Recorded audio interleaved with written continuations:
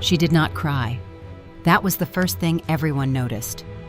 When Brandon Mercer slid a credit card across the mahogany table and told his wife of 2 years to use it for a deposit on an apartment in Queens, she did not flinch. When his girlfriend laughed from the corner of the room, she did not look up. When he told her she was boring, that she was baggage, that she had never belonged in his world, she simply reached into her bag, pulled out a cheap plastic pen, and signed her name. 3 pages, fluid, calm, done. Brandon grabbed the papers, checked his watch, and left for lunch. He did not notice the old man sitting quietly in the back corner of the room. He did not notice the silver hair, or the charcoal suit, or the cane resting between 2 steady hands. He did not notice that the man's eyes were the exact same color as his ex-wife's. He did not know that in 6 days, he was scheduled to sit across a different table from that same man and ask him for $150 million. And he absolutely did not know that the woman he had just thrown a credit card at, the woman he called a nobody, a waitress, a liability to his stock price, was the sole heir to the oldest private equity fortune on the Eastern Seaboard. The pen she used cost less than $1. What it signed away cost Brandon everything. Stay with me, because this story is not just about revenge. It is about what happens when you spend 2 years in the same room as someone extraordinary and never once think to ask who they are. If you have ever made yourself smaller so someone else could feel bigger, this one is for you. Watch until the end. The last 10 minutes will stay with you. If this story hits you somewhere real, hit that like button right now. It genuinely helps more people find it. Drop your verdict in the comments. Did Audrey go too far, or did Brandon get exactly what he built? Share this with one person who needs to hear it today. And subscribe with the bell on, because the next story is already coming, and you do not want to arrive late to this room. The pen was already touching the paper when Brandon said the thing that sealed his fate. He looked at the old man sitting quietly in the back corner of the conference room. The old man had silver hair, a charcoal suit, and the kind of stillness that made the air around him feel different. Brandon had not noticed him come in. Nobody had, except Gerald Fitch, whose face had gone the color of old newspaper the moment the man sat down. Brandon looked at the old man the way men like Brandon look at things that do not belong in their story, with mild irritation. With the specific contempt reserved for inconveniences, he said, "Nobody invited you, Grandpa. This is a private meeting." The old man smiled. It was not a warm smile. It was not an angry smile. It was the kind of smile that belonged on the face of a man who had just watched someone unknowingly sign their own resignation from the rest of their life. Gerald Fitch made a sound. It was somewhere between a cough and a prayer. Brandon turned back to his soon-to-be ex-wife. "Ignore him. Where were we?" Audrey Whitfield looked down at the divorce papers. Her hands were folded in her lap. She was wearing a simple, beige cardigan. No jewelry. No wedding ring. She had taken that off 3 days ago and placed it quietly on the bathroom counter, and Brandon had not noticed for 2 days. "You were telling me to sign," Audrey said. Her voice was steady. Outside, 42 floors below, Manhattan moved in its relentless, indifferent way. Taxis honked. People rushed. The city had no interest in what was happening in this room, but the old man in the back did. And in 6 days, Brandon Mercer was scheduled to sit across a different table from that old man and ask him for $150 million. He did not know that yet. He was about to find out. The conference room at Hargrove and Fitch smelled of leather, cold coffee, and the particular tension that fills a space when one person holds all the cards and has already decided how the game ends. Brandon Mercer arrived 12 minutes late. He arrived with Chelsea Dawson on his arm, which was not strictly appropriate for a divorce mediation, but Brandon had long since stopped caring about what was strictly appropriate. Chelsea was 24, blonde, and wearing a dress that belonged at a cocktail party rather than a legal proceeding. She found a seat near the window and immediately took out her phone. Brandon sat down across from Audrey and spread his hands on the mahogany table like a man who owned it. "Let's make this simple," he said. Gerald Fitch, sitting beside Brandon with a yellow legal pad, cleared his throat and looked at his pen. He had not yet looked at the man in the back corner. He was saving that for when he absolutely had to. 2 years, Brandon continued. Good run. Not our best work, but no hard feelings. The prenup is clean. You came in with nothing, you leave with nothing, which is fair because that's the math. He reached into his jacket pocket and produced a black credit card. He slid it across the table with 2 fingers, the way you slide a tip to a valet. There is $12,000 on that, enough for first and last month on something decent in Jersey. Or Queens, somewhere with reasonable square footage. Audrey looked at the card. She did not touch it. "I am also letting you keep the Honda," Brandon added, with the generosity of a man donating something he has already written off. "Technically, it is leased under the company, but Fitch will handle the paperwork." Gerald Fitch wrote something on his legal pad. It was not about the Honda. It was a single line. "Do not let Brandon provoke that man in the back." "You really think this is what 2 years looks like?" Audrey asked quietly. "I think this is what a prenup looks like," Brandon said. "I am not the bad guy here, Audrey. When we met, you were waitressing part-time and living in a 1-bedroom in Hoboken. I brought you into a world you had no access to. I introduced you to people. I gave you a life." From the window seat, Chelsea said, without looking up from her phone, "He literally gave you a life." "Chelsea," Fitch said carefully, "perhaps—" "No, she is right," Brandon said. "I am not saying it to be cruel. I am saying it because it is true. And now my company is about to go public. And my PR team, and my legal team, and frankly my common sense all agree that a clean separation is better for everyone. Single reads better than married when I am ringing the opening bell at the NYSE. It is business." Audrey looked at him. "So I am a liability to your stock price. Do not make it emotional." "I am not making it emotional. I am repeating what you said." Brandon pushed the papers toward her. "Sign the line, Audrey. I have a lunch reservation at 1 o'clock, and I am not missing it." There was a pause. From the back corner of the room, the old man with the silver hair had not moved. He sat with both hands resting on the top of a dark cane, watching. His eyes were the color of a winter sky. They were, if anyone had been paying attention, the exact same color as Audrey's. Gerald Fitch had been paying attention.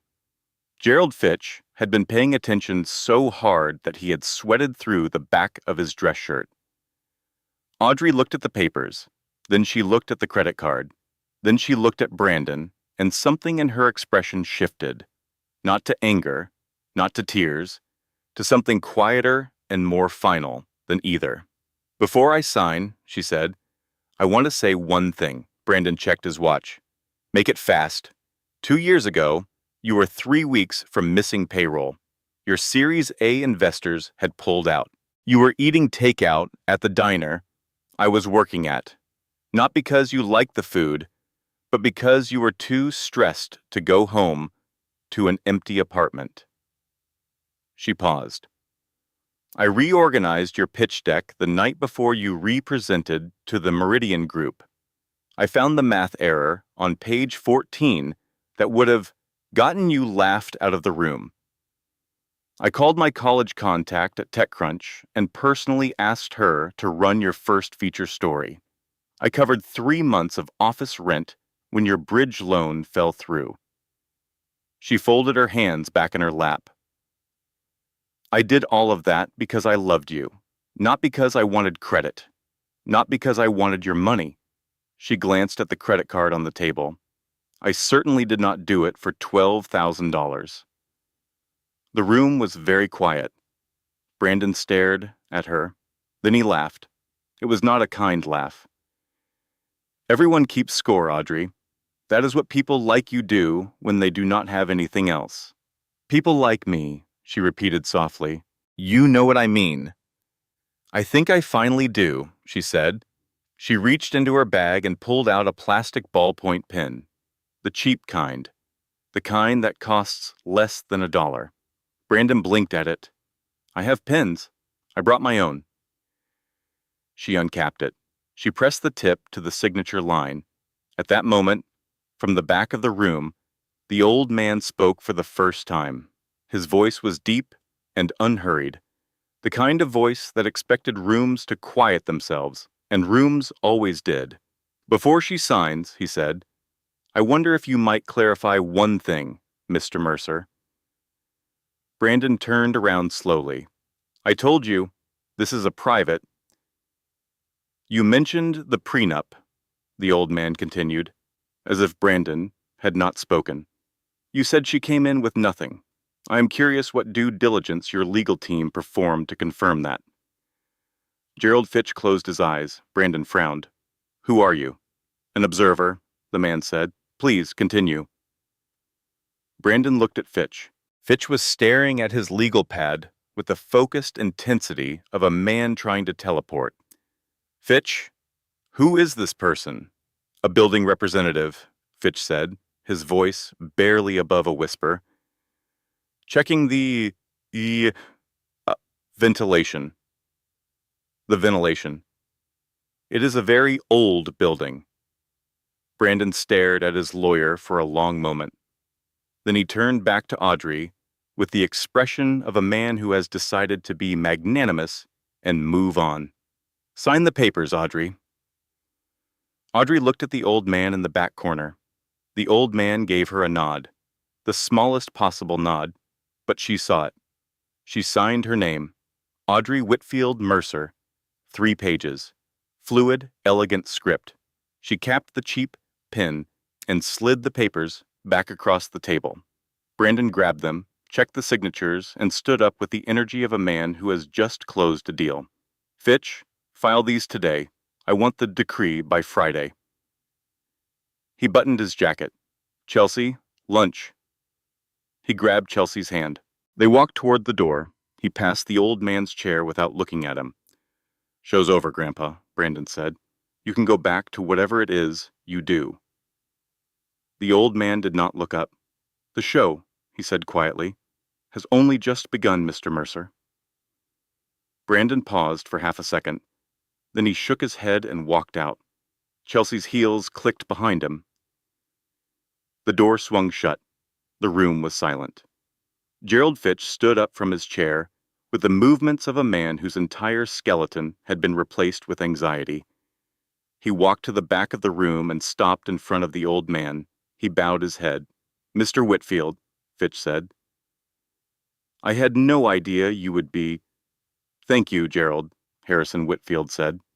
He rose from his chair, leaning on his cane, and walked to the table where Audrey still sat. Audrey had not moved. She was looking at her hands.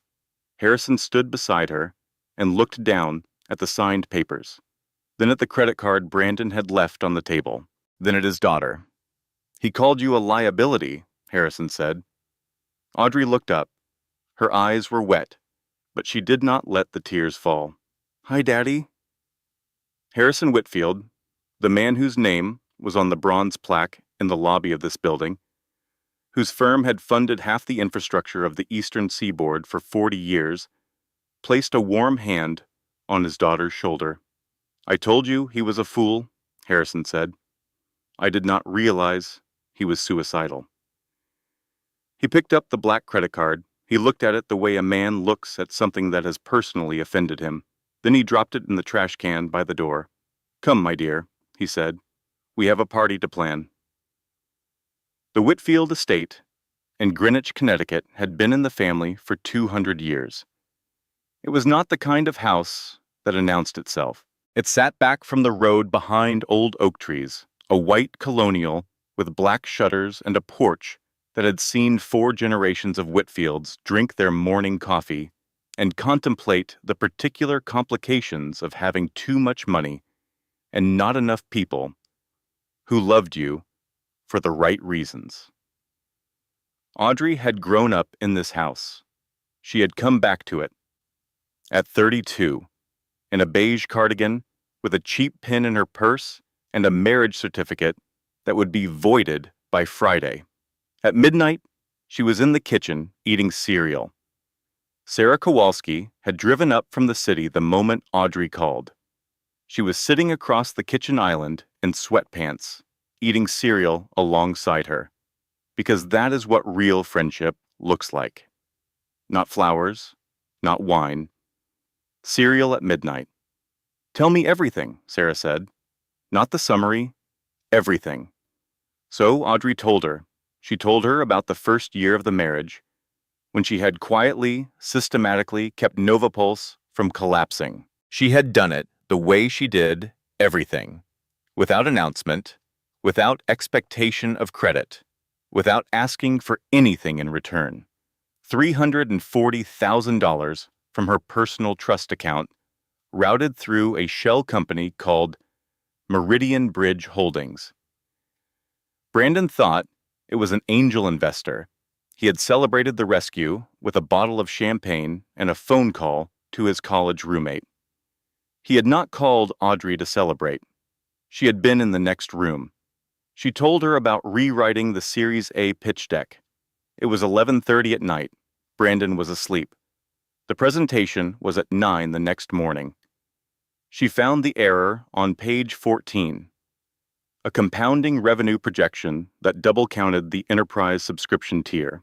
If the Meridian Group partners had caught it, and they would have caught it, the meeting would have ended in 90 seconds. She fixed it. She also rewrote the executive summary because it was written in the voice of a man who was trying to sound more impressive than the numbers warranted. And numbers, in Audrey's experience, were always more impressive when you let them speak plainly. Brandon had come home that evening saying it was the best meeting of his life, that he had been so sharp, so prepared, that everything had just clicked. Audrey had made him dinner and agreed that yes, it had certainly clicked. She told Sarah about the TechCrunch feature. A college friend named Dana, now a senior editor. A personal call, a favor Audrey had been saving for something important. She had spent it on Brandon's first major press moment. He had framed the article and hung it in his office. He still had it on the wall when he announced their divorce.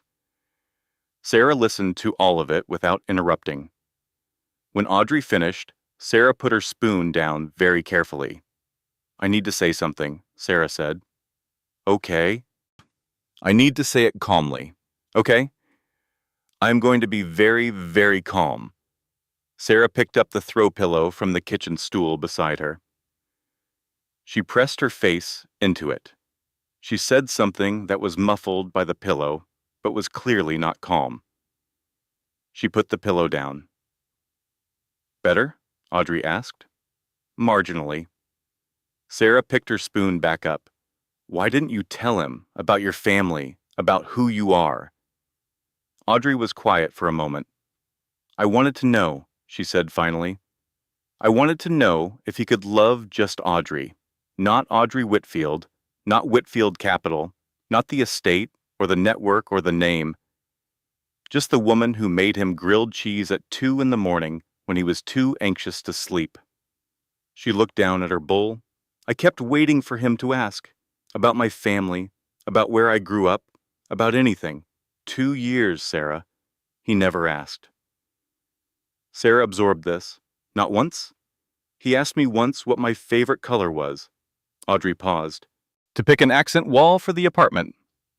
The kitchen was quiet. From the doorway came the sound of a cane on the hardwood floor. Harrison walked in, wearing a robe, holding a folder. He set the folder on the island between them. "I am sorry to interrupt," he said, "but there is something you need to know tonight." Audrey looked at the folder. "The anonymous investment," Harrison said. "Meridian Bridge Holdings. The $340,000. Yes." Brandon hired a private investigator 14 months ago. He traced the investment back to the Whitfield family trust. The kitchen went very still. He knows, Audrey said. It was not a question. He has known for over a year, Harrison said. He chose to say nothing. His lawyers used the knowledge to structure the prenup argument, the position that because you invested anonymously and made no formal claim, you legally forfeited any partnership interest in the company. Audrey sat with this for a long moment. Brandon had known. He had sat across from her at dinner, at breakfast, on Sunday mornings when she made pancakes. He had known who she was and what she had done, and he had said nothing, and used it against her, and smiled at her, across the table the whole time. He was waiting, Audrey said slowly. He was waiting for the IPO. He needed to get to the public offering before the information became a liability. If I was still his wife when Nova Pulse went public, I would have had a claim. So he needed me gone before the bell rang. Harrison nodded. The divorce was not about Chelsea, Audrey said. Chelsea was a prop, Harrison confirmed. A useful narrative. Sarah had picked up the throw pillow again.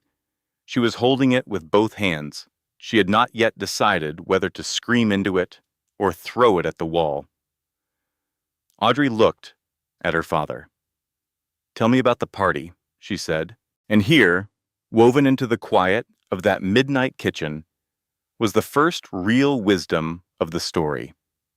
The reminder that hiding your value to protect someone else's ego is not an act of love. It is an act of slow self-erasure. You can spend years making yourself smaller so that the person beside you feels bigger, and they will not love you for it. They will simply come to believe that small is what you are. Give the people in your life the chance to rise to who you actually are. And if they cannot, that is information. Painful information, but information you need. Harrison sat down at the island and opened the folder. The plan was straightforward. He would contact Brandon's office as a prospective investor through his executive assistant, Eleanor. He would express interest in attending Saturday's engagement party as a character assessment before committing to the investment. Brandon would say yes, because Brandon always said yes to money. Audrey would arrive with Harrison as his silent partner with final veto authority on all Whitfield capital investments. The rest would take care of itself. He announced the engagement at the signing, Audrey said. He booked the St. Regis, Saturday. I know, Harrison said. Uncle Cyrus's firm handles the St. Regis hospitality contract. He allowed himself a small smile. I called Cyrus this afternoon. We have the Pearl Suite. Sarah slowly lowered the throw pillow. Okay, she said. I'm in. 3 days before the party, Audrey stood in the dressing room on the second floor of the Greenwich estate, looking at her own reflection. The stylist team Harrison had arranged, 2 women who had flown in from New York and spoke to each other in the shorthand of people who had dressed women for consequential moments, moved quietly around her, sliding gowns along the rack. Audrey rejected the first 4, too soft, too apologetic. Too much like the woman in the beige cardigan. That woman had served her purpose.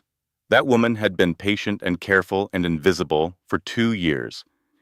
She had done what she set out to do. She had learned exactly what she needed to learn about the man she married. The lesson had been expensive, but it was complete. She stopped at a gown near the end of the rack, midnight blue, deep as the sky at 2 in the morning, with diamond accents woven into the bodice that caught the light the way still water catches the moon. It was structured, architectural, the kind of dress that did not ask for the room's attention. It simply took it. That is from the Venge collection, the stylist said. It is built for a woman who is walking toward something, or away from something, Audrey said. Can be both. Audrey looked at her reflection in the midnight blue gown. She thought about the version of herself who had eaten cereal at midnight 2 days ago and cried into Sarah's throw pillow. She did not feel far from that woman. She felt like the same woman, just standing in different light. She was not going to the party to perform strength. She was going because the account needed to be settled, and she was the only one who could settle it. "This one," she said. She was back in her regular clothes, reviewing her notes for a foundation grant meeting, when Sarah knocked on the door and walked in with her phone held out. "Page 6, Sarah said. Her voice was carefully neutral. 20 minutes ago. Audrey took the phone. The headline read, "Nova Pulse CEO, Brandon Mercer, seeks restraining order against unstable ex-wife following erratic behavior post-divorce." The story quoted unnamed sources close to Brandon, describing Audrey as emotionally volatile, prone to showing up uninvited at his office, and difficult to reason with during the divorce proceedings. It was entirely fabricated. Every word. Audrey read it twice. Then she handed the phone back to Sarah and sat down on the edge of the bed. This was the moment she had not prepared for. Not the public humiliation.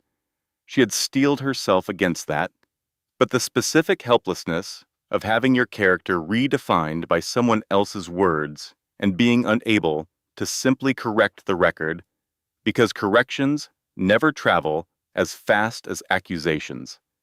The story was already spreading. She could see the comment count climbing in real time. This was Brandon playing dirty. This was Brandon ensuring that when she walked into the St. Regis on Saturday, every person in that room would have already decided who she was. She sat with the feeling for a full minute. She let it be what it was, devastating, humiliating. The kind of powerlessness that makes your hands shake. And this was the second truth embedded in the story, the one that arrives not as advice, but as experience. Sometimes the cruelest thing a person can do is not leave. It is to rewrite you on the way out, to make sure that the version of you that exists in other people's minds is smaller and stranger and less than the real thing. And the only answer to that, the only real answer, is to keep being the real thing loudly enough that the rewritten version cannot hold. Harrison appeared in the doorway 20 minutes after Audrey had gone quiet. He looked at her face. He sat beside her on the edge of the bed the way he had sat beside her when she had nightmares as a child, patient and solid and entirely unhurried. "Do you want to stop?" he asked. "No," she said. "It will get harder before Saturday. I know. He is trying to make you feel like a footnote," Harrison said, "so that you walk into that room already apologizing for your presence. I know what he is doing. Good." Harrison stood. He took out his phone. "Then let us deal with it." He called someone named Elliot. The conversation lasted 4 minutes. Harrison said very little. Elliot apparently said even less. By the following morning, Page 6 had issued a correction. The story was retracted. The sources were described as unverified. The article disappeared from the site. Brandon called Fitch in a rage at 7 in the morning. Fitch, who had slept with his phone face down, answered on the 4th attempt. "Someone pulled the story," Brandon said. "Someone has media pull strong enough to make Page 6 retract in 12 hours. That does not happen, Gables." "No," Fitch agreed, pouring himself a very early morning glass of water and wishing it were something stronger. "It does not. Who has that kind of reach in this city?" Fitch was quiet for a moment. "Brandon," he said finally, "I need you to listen to me very carefully about Saturday." "What about Saturday?" "I need you to ask Audrey's last name." "I know her last name." "Her maiden name, Brandon, her family name." There was a pause. It was a longer pause. "Whitfield, I think, or Windsor, something with a do." Fitch closed his eyes. "Never mind," he said. "Good luck Saturday." He booked his Portugal flights that afternoon.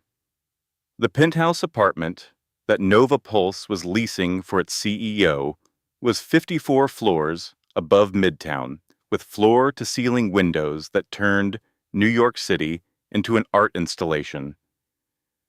Brandon had chosen it specifically because it was the kind of apartment that made people feel smaller the moment they walked in. He was buying a new tuxedo on company credit. The tailor, a quiet man named Mr. Park, who had been fitting Brandon for 3 years and had learned to say very little, was making adjustments with the focused patience of a craftsman who had long ago decided that his job was the fabric, not the man wearing it. Chelsea was on the couch, laptop open, reviewing the engagement party vendor invoices.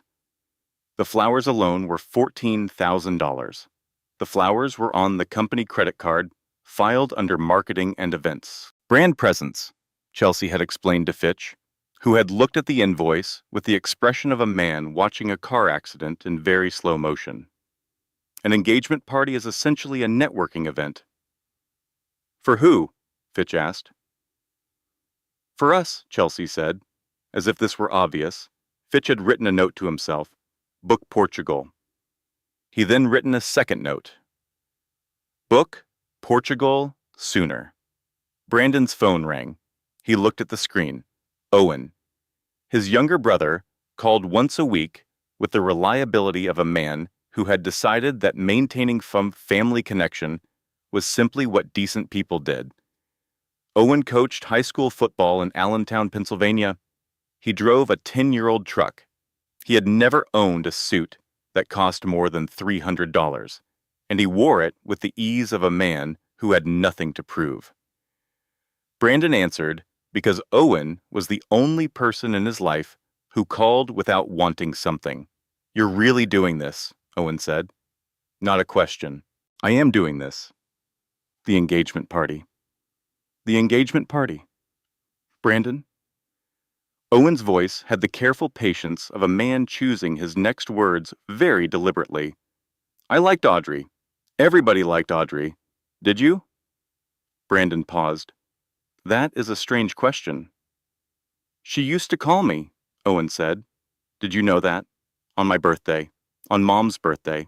She sent a card when Grandpa died, and you were at a conference in San Francisco. A pause. You were not at a conference. You were at a launch party. I know because Dana from TechCrunch posted photos, but Audrey sent the card. The tailor made a small adjustment to the left shoulder. She is a good person, Brandon said. I am not saying she is not a good person. Then what are you saying? I am saying we were not compatible. You are saying she was not useful enough to your brand. Owen. I am coming to New York this week, Owen said. Not for the party. I have a meeting with Caroline Whitfield about the foundation grant for the youth sports program. A pause. Whitfield, as in Whitfield Capital, as in one of the oldest private equity firms on the East Coast. Brandon blinked. Why are you meeting with a Whitfield? Because they fund youth athletics programs. I applied for a grant 6 months ago. Owen paused. Caroline Whitfield is Audrey's aunt, Brandon. The tailor made another adjustment and stepped back to evaluate his work. Brandon stared at his own reflection in the dressing mirror. Audrey's aunt, he said slowly. I assumed you knew, Owen said. I assumed that was obvious. I did not know that. There was a very long silence. Brandon, Owen said, what do you actually know about your ex-wife? Brandon looked at himself in the mirror. The tuxedo was perfect. The apartment was perfect. The party was going to be perfect. He was 6 days from $150 million, and everything was going exactly according to plan. He thought about Owen's question. He realized, standing in the penthouse in a tuxedo on company credit, that he could not name a single member of Audrey's family. He could not name where she had grown up. He could not name her college roommate, her childhood neighborhood, or any moment from her life before she was his wife. He had spent 2 years talking to her. He had never once asked. The tailor said, "All finished, Mr. Mercer. You look very well." "Thank you," Brandon said. He did not feel very well. He shook it off by 7 o'clock. He was good at shaking things off. It was, in many ways, his most practiced skill. Owen Mercer was not what people expected when they met him alongside his brother. Brandon was polished, precise. He filled a room the way expensive furniture fills a room. You noticed him, you arranged yourself around him, and you somehow ended up feeling smaller. Owen filled a room differently. He filled it the way a fire fills a room, warm, direct, and entirely uninterested in performing for you. He coached 17-year-olds for a living. He had no patience for pretense and no interest in acquiring any. He met Audrey for coffee on Thursday morning, 2 days before the party. He had texted her the night before. "I owe you an apology on behalf of my family. Can we talk?" They met at a diner in Midtown. Not the kind of diner where people went to be seen. The kind with laminate menus and coffee that came in thick, white mugs. Owen was already there when she arrived.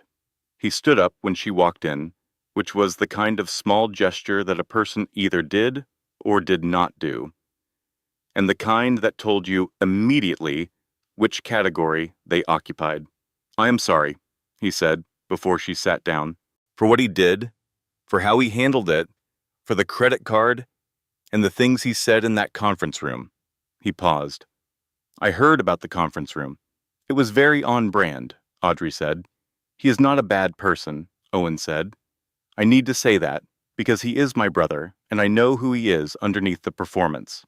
But he is lost. He has been lost for a long time, and the money and the company made it easier to stay lost, because everyone around him kept telling him he was found." Audrey wrapped her hands around her coffee mug. "I know," she said. "I think you saw it," Owen said. "I think you saw who he actually was very early, and I think you stayed anyway because you thought love was enough to bring him back." "It was not." "No," Owen said. "It was not." They drank their coffee for a moment in the comfortable silence of two people who had both loved the same complicated person and ended up on the same side of the table. And then Owen said, "There is something I need to tell you, something I overheard at a family dinner last fall." Audrey looked at him. "He knew," Owen said. "About your family, about Whitfield Capital. He had known for over a year. A contact of his traced the anonymous investment back to your trust."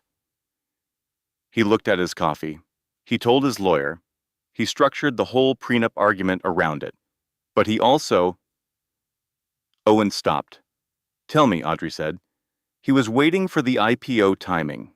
He needed you out before Nova Pulse went public, because if you were still his wife when the shares were issued, you would have had a claim. A real one. So he planned the divorce for 6 months. Chelsea was part of the plan, making you feel like the problem, like the liability, like the woman who did not fit his world." Owen shook his head. "He manufactured that, deliberately, so you would be glad to leave." The diner hummed around them. Coffee cups clinked. Someone laughed at a table by the window. Audrey sat with this information. She turned it over carefully, the way you turn over something heavy, to check its weight before you decide how to carry it. "He did not love me," she said finally. "But he was pretending to, even while he was planning this." "I think," Owen said slowly, "that he convinced himself it was just business. I think he is very good at convincing himself of things." "I know," Audrey said. She looked at him. "Are you coming to the party Saturday?" Owen raised an eyebrow. "I was not planning on it." "Please come," she said. "I need one person in that room who is not there for the show. I need one person who is there because they are genuinely a decent human being." Owen considered this for a moment. "I will need to borrow a jacket," he said. I will have one sent to your hotel." He laughed. It was an easy, unguarded laugh. Audrey laughed too. It was the first time she had laughed since Monday. The street. Regis Hotel, at the corner of 55th and 5th Avenue, had been hosting the inflection points of New York's social history for over a century. Weddings, funerals, corporate coups, dressed as dinner parties. The building had seen enough human drama to be entirely unbothered by whatever arrived through its gold-trimmed doors. Tonight it was hosting Brandon Mercer's engagement party / IPO pre-celebration / though he did not know this yet, professional obituary. 600 invitations had gone out. 587 people had said yes, because when a tech CEO who is allegedly about to ring the opening bell at the NYSC invites you to his party, you say yes. You say yes, and you put on your most interesting outfit, and you go, because these are the rooms where things happen. The grand ballroom was extraordinary. Crystal chandeliers, gold leaf ceiling, a live jazz quartet playing from an elevated platform, waiters moving through the crowd with champagne and small plates of things that required explanation. Brandon stood at the top of the grand staircase and sweated. He was in the perfect tuxedo. Chelsea was beside him in red sequins, which she had described to the photographer from a society blog as a power statement, and which Gerald Fitch had described to no one as a lot. Fitch was at the bar. He had been there since 6. The bartender had started calling him Jerry. Fitch did not enjoy this, but he was in no position to correct anyone. "He is not here yet," Brandon muttered. "It is 8:15. The invitation said 8. "Billionaires are always late," Chelsea said, scanning the crowd for anyone with a camera. "Look, there is Senator Aldridge. Go say hello. Look relaxed." Brandon did not look relaxed. Brandon looked like a man who had built a very tall tower out of very thin material and could feel the wind picking up. "Gables," Brandon called, descending the stairs toward the bar. "Why do you look like you are attending your own sentencing?" Fitch looked up. His eyes were the eyes of a man who had made many choices in life and was currently reviewing all of them. "I am simply taking stock," Fitch said, "of things. Stop it. This is a good night. Caldwell is—" "Whitfield," Fitch said. "What?" "Nothing. Enjoy the party, Brandon." He turned back to his drink. "While you can." At 8:22, the jazz quartet stopped playing. It was not a scheduled break. One moment they were playing, and the next moment they were not. And the silence landed on the room the way silence only lands when something is about to change. The double doors at the entrance of the ballroom swung open. Harrison Whitfield stood in the doorway. He was in a tuxedo that fit with the precision of clothing made by someone who had taken 4 measurements of the man wearing it. He held his cane. His silver hair caught the chandelier light. He looked like someone had decided to make a physical object out of the concept of consequence. The room made a sound. Not a gasp exactly, more like a collective intake of breath, the sound of 587 people simultaneously recognizing that something important had just entered the space. Harrison Whitfield never went to parties. He was a rumor, a name on building plaques, a signature on checks that changed the direction of companies. His presence here, at this party, meant something. The room was trying to figure out what. Brandon's face lit up. He straightened his tie. He began moving toward the door with the energy of a man who has just seen his future arriving. Harrison did not move forward. He stood in the doorway and extended his hand backward into the hall. The announcer at the door, a young man in white tie whose voice had been perfectly steady all evening, read from his card. His voice was only very slightly not steady. "Miss Audrey Whitfield." The name fell into the room like a stone into still water. Brandon stopped moving. He said the name very quietly, to himself. Whitfield. He turned it over. He looked at the door. She stepped into the light, the midnight blue gown, the Whitfield sapphires at her throat. A piece of jewelry that 3 art historians and 2 insurance companies had opinions about. Her hair down and polished, her chin up, her eyes moving across the room until they found Brandon, which took approximately 3 seconds, and then they stayed there. She did not smile. Chelsea made a sound. "Is that—" "Do not," Brandon said. "Brandon, that necklace is—" "I said do not."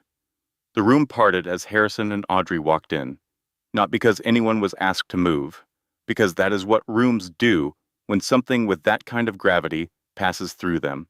Brandon, operating on adrenaline and the particular reflex of a man who has survived every previous crisis through confidence, stepped into their path. "Mr. Whitfield," he said. His voice was smooth. He extended his hand. "Welcome. What an honor." He looked at Audrey. "And, Audrey, what a surprise. I did not realize you two knew each other." Harrison looked at Brandon's extended hand the way a surgeon looks at an instrument that has been improperly sterilized. "Mr. Mercer," Harrison said, "I believe you have met my daughter." The glass in Brandon's hand did not shatter. It simply slipped from his fingers, hit the marble floor, and broke with a sound that cut through the entire ballroom. Every camera in the room turned toward the sound. Brandon said. "Your daughter." "My only daughter," Harrison said. "The sole heir to the Whitfield estate. The majority shareholder and managing partner of Whitfield Capital, the firm you have been calling, emailing, and faxing. People still fax, apparently, for the past 3 months in pursuit of a $150 million investment." The room was absolutely silent. "The woman," Harrison continued, in the unhurried voice of someone who has been waiting to say this for quite some time, whom you divorced 6 days ago in a conference room in this building while calling her a liability to your stock price and offering her $12,000 as compensation for 2 years of marriage, and of significant, undisclosed financial support, and of professional contributions to your company, without which, I am given to understand, Novapulse would have gone bankrupt in its first operating year. 587 people held their breath. Audrey took 1 step forward. "Hello, Brandon," she said. Her voice was smooth and cool, like the surface of something very deep. "You said you wanted a partner who fit your image, someone with connections, someone with money." She looked around the ballroom. "Well, here I am." She let the silence breathe for 3 full seconds. "I am afraid, however, that my appearance fee is somewhat higher than $12,000. The room exploded. The 3 catastrophic events arrived in under 4 minutes.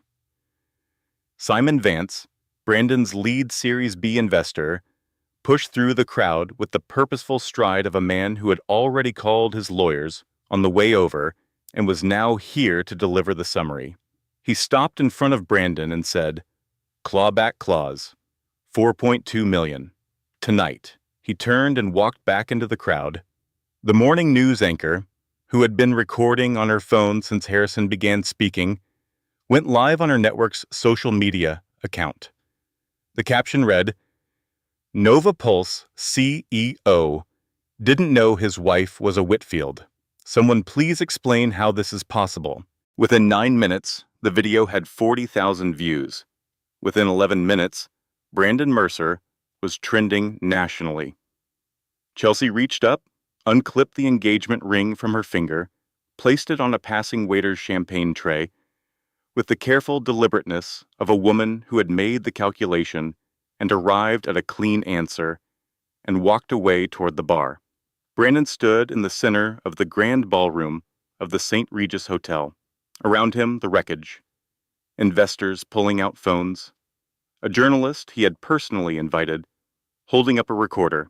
Chelsea, somewhere near the bar, already talking to someone in private equity. Then, a hand on his shoulder. Owen, in a borrowed jacket that did not quite fit, but which he wore with the ease of a man who had never once needed clothing to define him. "Hey," Owen said quietly, "let me get you out of here." Brandon let his younger brother walk him out. Sunday morning in Midtown Manhattan. The city outside the hotel window was gray and indifferent, moving at its usual pace, utterly unaware that a man on the 14th floor was sitting on a couch in his tuxedo shirt, still wearing the trousers, holding his phone with the careful stillness of someone who had decided not to look at it and then looked at it anyway. 342 missed calls. He put the phone face down on the cushion beside him. Owen came in from the other room with coffee. He set a cup in front of Brandon and sat down across from him in the room's only armchair, which was the kind of hotel armchair designed to look comfortable from a distance. "The SEC called Fitch this morning," Brandon said. "I know. Investigation into use of company funds. The party, Chelsea's apartment, the car lease." "I know." Brandon looked at his coffee. "I always managed it before. Everything. I always found the angle, the frame, the way to make the story work." He paused. "I cannot find the frame for this." "There is not one," Owen said. "There is always—" "Brandon?" Owen's voice was patient and final. "There is not one. What happened last night is not a narrative problem. It is an accounting problem, and an honesty problem, and a people problem." He leaned forward. "You have been solving everything with framing for so long that you forgot framing is not the same as fixing." Brandon was quiet. In Greenwich, Audrey was on the back porch of the estate with cold coffee and the kind of exhaustion that settles in after a long, necessary thing has finally happened. Sarah found her there at 9 in the morning and sat down beside her. "You okay?" Sarah asked. "I thought I would feel better," Audrey said. "You don't?" "I feel—" She stopped, considered. "I feel like I just had a very long and difficult conversation that needed to happen, and it is over, and now I just feel the weight of the 2 years that made it necessary." Sarah did not say anything. She was good at this, at sitting with the thing rather than rushing to resolve it. "I loved him," Audrey said. "Not the man at the party, but I loved who I thought he was. I loved the man who used to call me from the office at 7 in the morning because he was nervous about a meeting and just needed to hear my voice. I loved the man who made terrible pancakes on Sunday and refused to admit they were terrible." She looked at the garden. "That man may not have existed in the way I believed he did, but the love I had for him was real. And I am allowed to grieve that. I am allowed to grieve it, even though I won." Sarah reached over and squeezed her hand. Here was the third truth, offered not as instruction, but as grace. Winning does not equal healing. You can be entirely right and still need to cry. You can have justice and still feel the loss. Grief is not a sign that you made the wrong choice. Sometimes it is the precise sign that you loved genuinely. Honor the love even as you release the person. They are not the same thing. "Come inside," Sarah said. "I am making actual pancakes. Good ones." Audrey smiled. It was a small smile, but it was real. 3 weeks later, Brandon Mercer was living in a budget motel in Secaucus, New Jersey. The motel had an ice machine that made noise at 3 in the morning, a parking lot that was always inexplicably busy, and a continental breakfast that used the word continental with significant optimism. Brandon had been there for 11 days. The fall had been comprehensive. The morning after the party, the Nova Pulse board had convened an emergency session. By noon, the vote to remove Brandon as CEO was unanimous. His personal assistant had packed his desk items into a box and left the box at reception with a post-it note that said "Good luck," which was the kindest thing anyone had said to him that day. The penthouse lease held under the company was terminated. His personal bank accounts were frozen pending the SEC review. The car was repossessed at 8 in the morning by two men who were extremely professional and extremely efficient and who had clearly repossessed things before. His credit card stopped working at 3 in the afternoon, which he discovered at a coffee shop, which was humiliating in the specific and irreversible way that small public moments of humiliation tend to be. Gerald Fitch had called from Portugal. "I am sorry, Brandon," Fitch said. He sounded like a man who had slept properly for the first time in weeks. "I tried to warn you." "You told me to ask her last name." "Yes." That was the warning. That was the warning. Brandon sat in his motel room, eating a vending machine sandwich, and considered the specific architecture of how he had gotten here. He had always believed that he was the most important person in any room he entered. He had organized his entire life around that belief. Every relationship had been evaluated through the lens of what it offered as story. Every person had been categorized as useful, neutral, or in the way. He had never once applied that framework to himself from the outside and asked how he appeared in someone else's story. Owen came to visit on a Wednesday. He drove up from Allentown in the 10-year-old truck, brought fast food, and sat with Brandon at the small table by the motel window while the ice machine made its noise. "She told me something," Owen said, "about the morning after your wedding." Brandon looked at him. "She wanted to tell you everything that morning," Owen said. "About her family, the money, the name. She went to breakfast with her father and told him she was ready." "He told her to wait," Brandon said. He had already arrived at this conclusion on his own, in the long quiet of the motel nights.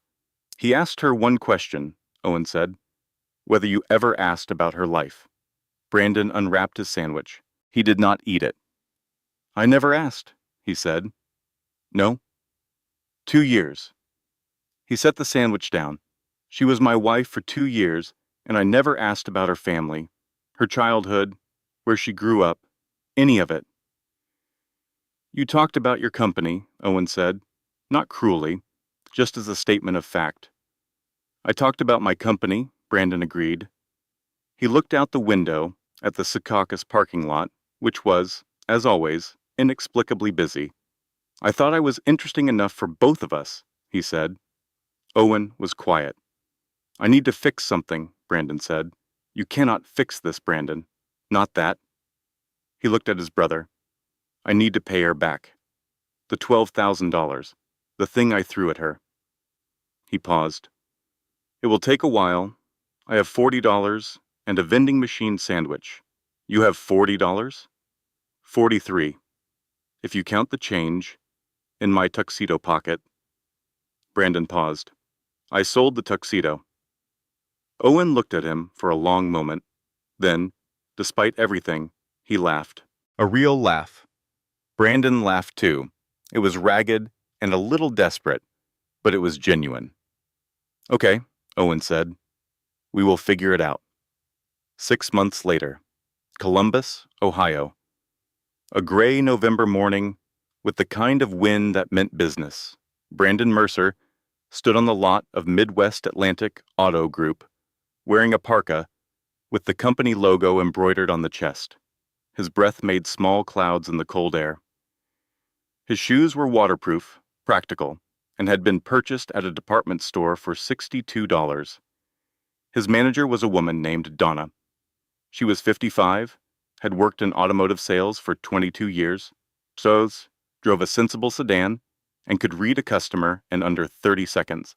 She had no particular feelings about Brandon's former career because she had seen enough former somebodies walk through her doors to understand that former was the operative word. What she had noticed about Brandon in his first 2 weeks was that he was very good at talking and very bad at listening. She had told him this directly on his third day. "You're doing a presentation," she said. "Every time you're presenting at the customer, you need to stop presenting and start asking." "Asking what?"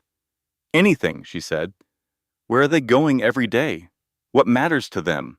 What are they scared of?" She looked at him. "People do not buy cars. They buy the feeling that their life is manageable. You find out what they need to manage, and you find them the car that does that. The rest is paperwork." Brandon thought about this for the rest of the day.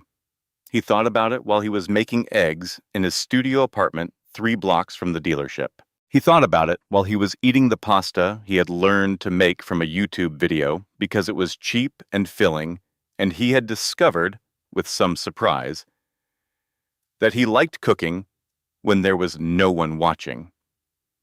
He thought about it in the context of Audrey and of 2 years of marriage and of all the questions he had never asked.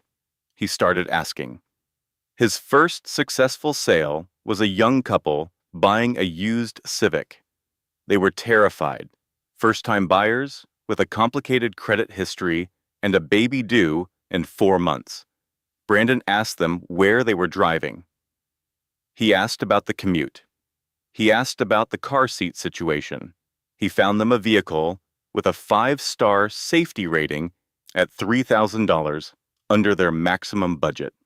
He spent 45 minutes with the finance department getting them a rate that did not feel predatory. When they drove off the lot, the young woman waved from the passenger seat with the specific wave of someone who has been treated like a person. Brandon stood in the cold parking lot for a full minute afterward. Donna appeared beside him. "Good sale," she said. "Thank you." "How did it feel?" Brandon thought about it. "Different," he said. "Different how?" "Like it mattered," he said. "To them." Donna nodded. "Welcome to sales," she said. "Go get your next one." 2 seasons passed. Brandon saved every commission. He ate ramen. He lived in the studio apartment. He did not buy anything he did not need. He learned to ask questions. He coached a youth basketball clinic on Saturday mornings because Owen suggested it and because it turned out he was good with 17-year-olds who did not yet know what kind of person they were going to be. He saw something of himself in them. He tried to help them without pushing them toward the version he had been. He met Rebecca at the dealership's front desk. She was kind and funny and deeply unimpressed by his New York stories, which she found both fascinating and absurd in equal measure. She made excellent chili. She did not need him to be impressive. She needed him to show up, which was a requirement that the old Brandon had found quietly baffling and the new Brandon was learning to understand. Chelsea appeared at the dealership on a Tuesday in February. Fur coat, bad timing, the same energy, slightly worn at the edges. She made her offer. Brandon declined it without drama, without cruelty, with the simple clarity of a man who knew what he had now and what he had lost before and understood the difference. He waved at Rebecca through the dealership window. Chelsea left.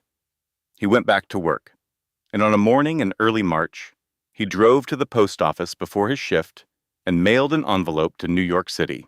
Inside was a cashier's check. $12,000.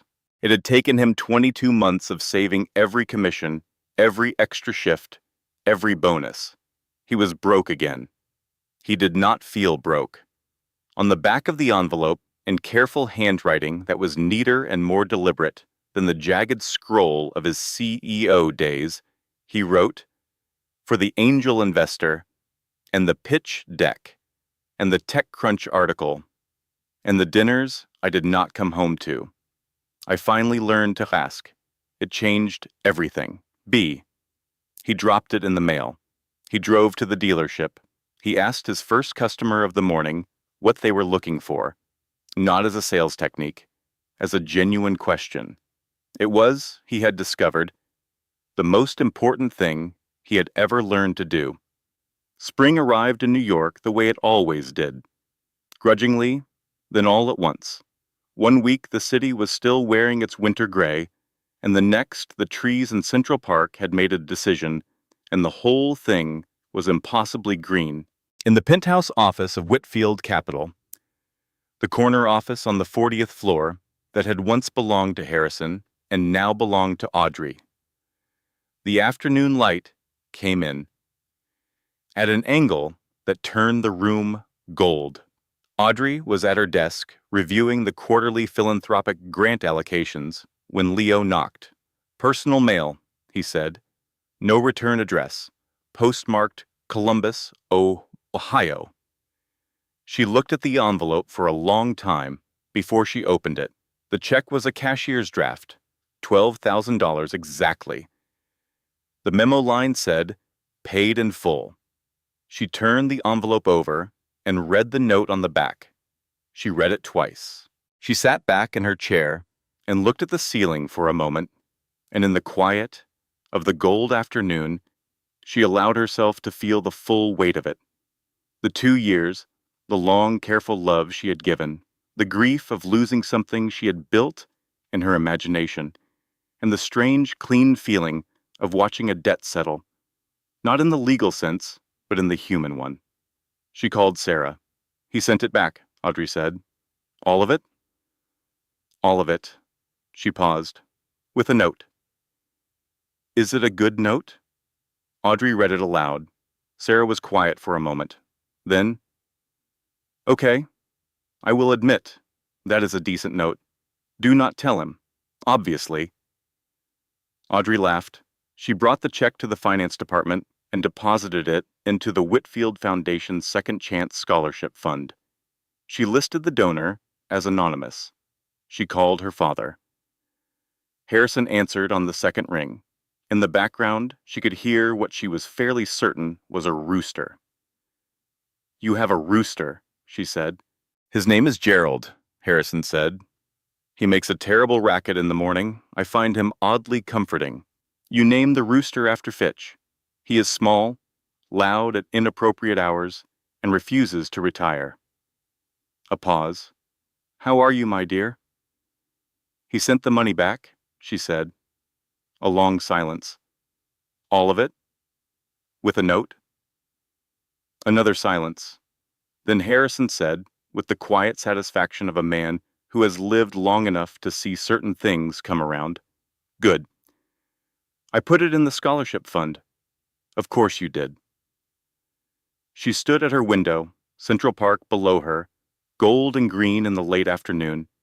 The city moved in its relentless, beautiful way. Taxis, people, the particular rush of a place that never stops. She was not angry. She was not triumphant. She was simply herself, standing in her own light, in her own office, in the city where she had been born and from which she had never actually disappeared, even when she had been playing the role of someone smaller. 2 months later, Camden, Maine. The Whitfield Foundation was sponsoring a summer literacy program for the local library, and Audrey had driven up for the weekend to attend the kickoff event. She was in jeans and a cream sweater, no sapphires, no midnight blue gown, just Audrey, carrying a box of donated books and having a spirited disagreement with the event coordinator about whether the mystery section should be near the window or near the door. "Near the window," Audrey said. "People linger longer when there is a view." "Near the door," the coordinator said. "People pick them up on the way out." "That is a transaction, not an experience," Audrey said. "We want an experience. Miss Whitfield, with respect." "Near the window," Audrey said cheerfully. "I am the one with the check." Owen Mercer appeared at her elbow. He had driven up from Allentown for a meeting with Caroline Whitfield about expanding the youth sports grant to 2 additional counties.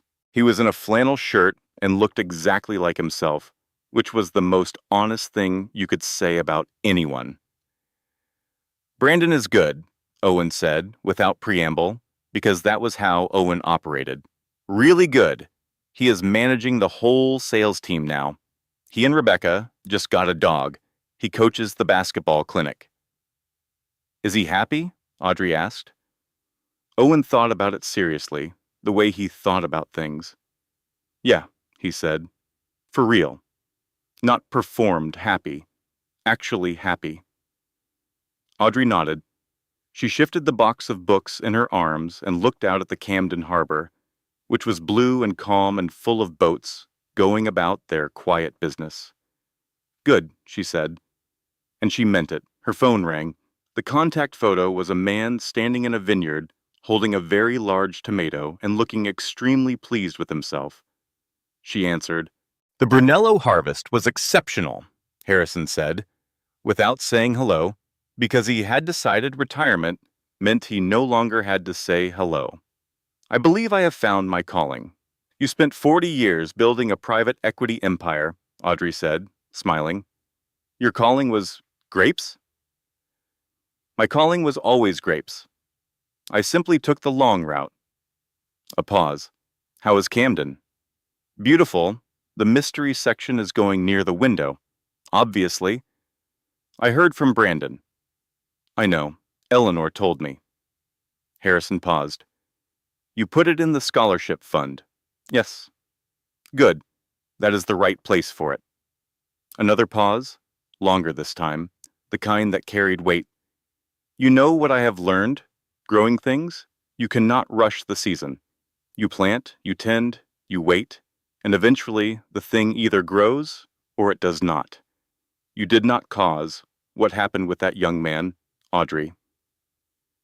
You loved him well. The rest was his to do. Audrey looked at the harbor. A sailboat was moving slowly out toward open water, its sail white against the blue. I know, Dad. Come to Tuscany, he said. The tomatoes want to meet you. The tomatoes. I have named them all. Gerald is flourishing, incidentally. Turns out he does very well with a little sunshine and less pressure. Audrey laughed again, full and unguarded, the way she had not laughed for a long time before she learned how, again. I will come in August, she said. Good. I will tell Gerald. Tell Gerald I said hello. She hung up. She looked at Owen. Thank you, she said. For being decent, for the coffee, for the borrowed jacket. The jacket was a little short in the sleeves, Owen said. You still wore it. It was an important party. She shifted the books again. She turned back toward the library, toward the window where the mystery section was going to go, toward the small and real and daily work of her life. She walked with her head up.